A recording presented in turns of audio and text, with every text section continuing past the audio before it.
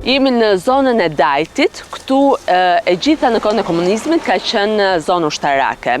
Sot është tërësisht zonë e banuar, por ka një sekret që sot nuk është më sekret, apo jo, Pavli? Jo, sot është komplet e lirë rruga. Jemi me Pavli Dakon, ish radist, me cilin do të flasim sot për qendrën e ndërlidhjes që nis këtu.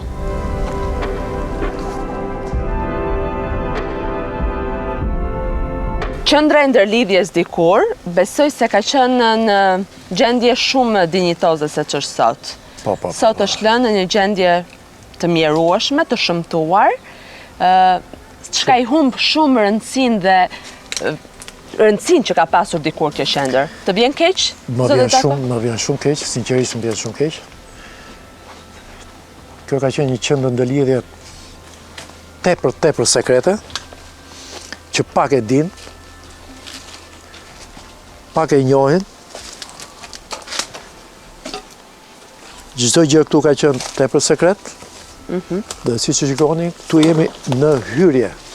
Jemi në hyrje, në tunelin fillestar të qendrës ndërlidhjes.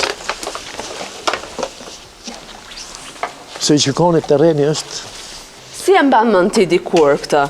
Kjo këtu ka qenë një derë vetrat, ka shërbyer si fjatore deri në fund për ushtarët. Ndërkohë, ka një degëzim tuneli atje që ushtarët direkt nga fjatoria kalonin në sallën në dhomën e stërvitjes, ku bën stërvitje. Viti parë dhe viti dytë i ushtarëve. E gjithë këtë tuneli këto.